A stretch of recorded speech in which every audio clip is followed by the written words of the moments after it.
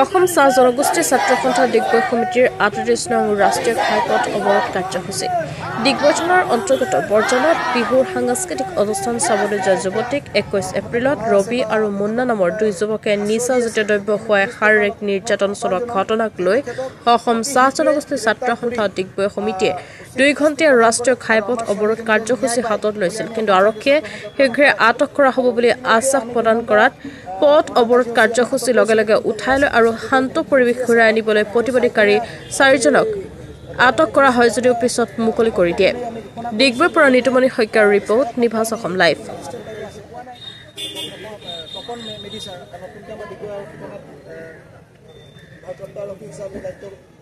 গতিকে আমাৰ নিৰঞ্জন সিং ডাঙৰীয়াক আমি স্মাৰক পত্ৰ গাই দিবৰ কাৰণে আমি অনুৰোধ জনালোঁ মহোদয় জয় জয়ত অসম চাহজনী ছাত্ৰ সন্থা জয় জয়ত অসম চাহজনী ছাত্ৰ সন্থা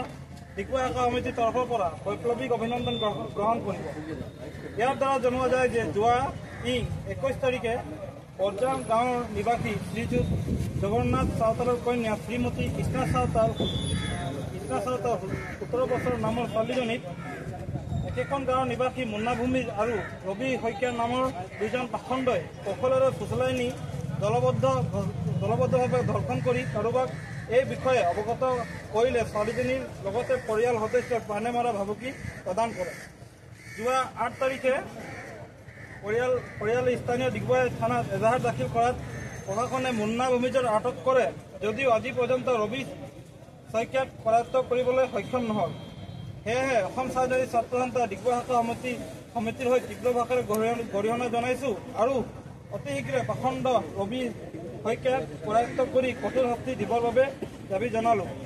সভাপতি চন্দন চুৰী ভাৰপ্ৰাপ্ত সম্পাদক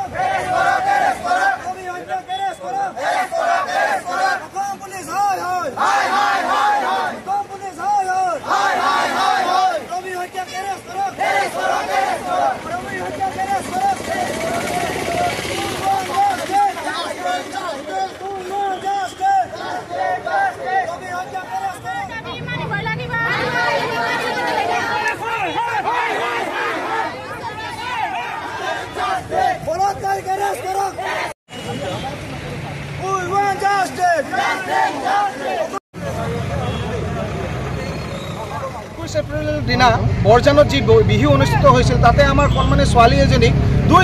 দুৰ্বৃত্তই এজনৰ নাম হৈছে মুন্না ভূমিজ আৰু আনজনৰ নাম হৈছে ৰবি শইকীয়া এই দুজন বলৎকাৰীয়ে আমাৰ কণমানি ছোৱালী এজনীক বলৎকাৰ কৰিছে আৰু ইতিমধ্যে আৰক্ষীয়ে মুন্না ভূমিজ নামৰ যিজন দুৰ্বৃত্তক আটক কৰিছে আৰু কিন্তু ৰবি শইকীয়াক কিন্তু আটক কৰা নাই গতিকে আমি ভাবিছোঁ ইয়াত কিবা ৰহস্য আছে গতিকে আমি অসম চাহজনী ছাত্ৰ সন্থাই 24 ঘণ্টা সময় দিছিলোঁ কিন্তু অসম চৰকাৰক তথা পুলিচ প্ৰশাসনক কিন্তু কোনো ধৰণৰ কিন্তু তেখেতলোকে ষ্টেপ লোৱা নাই আৰু এই কাৰণে আজি আমি ৰাজপথলৈ বাধ্য হৈছোঁ আজি আন্দোলন কৰিবৰ কাৰণে এয়া মাত্ৰ আৰম্ভণিয়ে ইয়াতকৈও কিন্তু জংগী আন্দোলন কৰিম আমি অসম চাহজনী ছাত্ৰ সন্থা যদি এই ৰবি শইকীয়া বোলা নামৰ ব্যক্তিজনক যদি পুলিচ প্ৰশাসনে গ্ৰেপ্তাৰ নকৰে